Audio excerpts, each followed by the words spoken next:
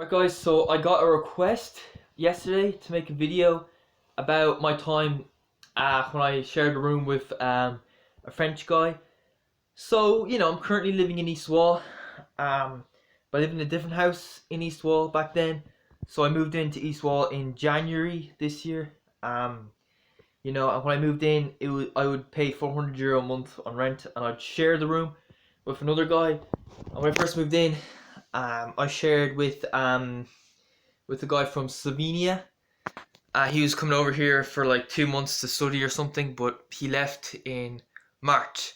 Because of COVID and everything, there's very little demand for rooms to rent, and so this guy, I had the room to myself from March until June, but then in early June, a French guy moved in. His name was Hugo, not Hugo, just Hugo, Ugo. He's from Toulouse, and he was a rugby player, and he's 20, I think. He was actually, his cousin is actually a guy called James Hart, who played. He's from Dublin. He played rugby for Munster, now Biarritz, and he played with Clontarf Rugby Club, which is like the local club to where I live in East Wall. So this guy moves in, and he seems very curious about the place. He wants to have a look around. Um, you know, so I walk with him the first day. I bring him for a walk. I walk him into the city centre in Dublin, and it's so funny when he first saw the spire. He was like, oh my god, look at that!" It's kind of funny because I'm like, what? Because I'm so used to seeing the spire, it kind of seems normal to me. But for a guy from France who doesn't know about the spire, it seems really interesting. So yeah, anyway, this guy, he uh, what else can I say about him? He didn't have great English, so he used to speak a lot to me, trying to improve his English.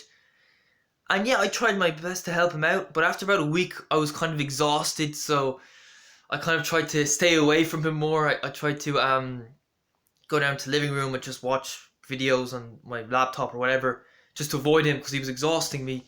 He just talk, and he was constantly on the phone talking to people. He worked this job from 8 in the morning until noon, 12 noon, where he would speak to people, and he was like a real estate agent, and he was trying to tell them how to move into like an apartment or a house or whatever. But he was speaking in French, so I didn't really understand much of what he was saying.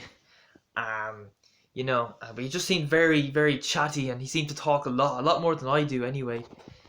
And actually, I'd probably suggest he set up a YouTube channel because he talks so much. He must be good at it. So anyway, I did that, and we had a few minor issues. He was a very light sleeper. Like I have my keys here, all my keys and stuff like that, and so yeah, sometimes he'd go to bed quite early because he'd be up very early in the morning to go to the gym in TNDO, which stands for Toughness Never Dies. And I go to bed later. I might go to bed around like maybe 11 or 12, and or half 11, and I walk into my room and he'd be asleep. I'd be tiptoeing, and I'd place my keys on the table like, and you're like, oh, you wake me, and stuff like that. And I used to wake up in the middle of the night to go to the toilet, and then he kind of gave out to me saying, "Oh, you shouldn't do that. Stay in your bed all night and don't get up and go to the toilet because you might wake me because you're such a light sleeper." And also, there was an Indian couple who lived downstairs from us, and they'd always be waking him up, and they didn't wake me up because I'm quite a deep sleeper. But yeah, Ugo be giving out to them. He'd go downstairs, knock on the door, and say, "Excuse me, I'm trying to sleep here. If you want to talk to each other, go to Fairview Park. Like go to Fairview Park at 1 in the morning just to talk. That's very inconvenient." Um. So yeah, I think he played for Clontarf Rugby Club as well. He joined them, and so yeah, overall I thought this guy was a bit annoying. He talked too much. But funny thing is, from him talking to me so much, I actually improved my verbal skills.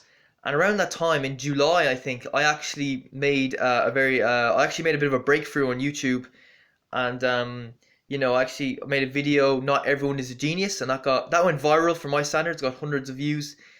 And I learned that recently, so I need to maybe talk to a camera more. And reading is great. That's what I used to do to improve my verbal skills. I tried to improve myself as a YouTuber, but you also have to talk to a camera, get used to speaking as well. It's a very specific skill. Okay, so overall, Ugo was definitely a bit annoying, very kind of selfish, if you know what I mean. And yeah, so he decided to move out. He was meant to stay in that room for 6 months, from June to December, but he decided to move out in at the end of July. So he was there less than 2 months, maybe like 6 or 7 weeks. And so when he moved out, um, he was supposed to move out on the 31st, but then he moved out on the 27th, and he kind of did that without even telling me. So I come home from work that day, and I just see that his bed is empty, the room's empty, and I'm like, oh, that's a bit of a surprise. I didn't expect him to leave today. So yeah, that's what happened. I think he stayed with his cousins. His cousins lived in Malahide, as I mentioned. James Hart, professional rugby player, um, who played with Clontarf Rugby Club. Also, Brian O'Driscoll played for Clontarf Rugby Club. He's probably like the best Irish rugby player of all time. He's retired now for a good 7 years, nearly 8 years.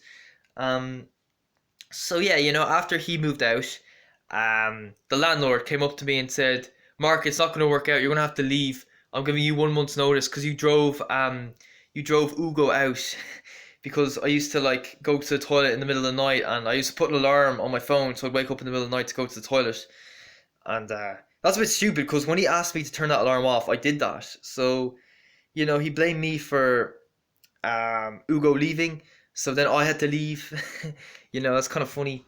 And so I decided that I wanted to move somewhere a little bit closer to where I work, because I work in Malahide, in Coolock. I went up and had a look at a place, and it just looked really rough. It was just past it was up just past the turn for Darndale. You go up to a roundabout. There's a turn left for Darndale. You go straight and you take the next turn left. Had a look at that apartment complex, and I was going to inquire about moving in there, having a look at the room, but it was beside this massive halting site. And I was like, oh geez, this looks a bit dodgy. I'm gonna move out. Sorry, I'm not gonna move in here. So I decided to move to another place in East Wall instead, because East Wall is a relatively safe area. So yeah, I moved into Merchant Square, which is where I live now, which is in East Wall. So that's one of the reasons I had to move out. And that's my French roommate for you. And personally, I'm not going to have another room. I'm not going to share a room ever again unless I know the person, because it can be kind of awkward.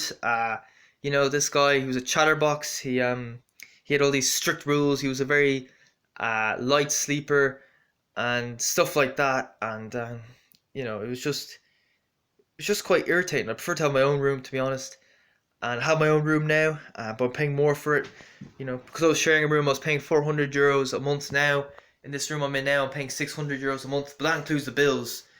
So, yeah, I think it's a bit dodgy. I recommend, if you're gonna share a room with someone, you're better off to share with someone you actually know, that you'll get on with, because it's a bit risky sharing with a complete stranger.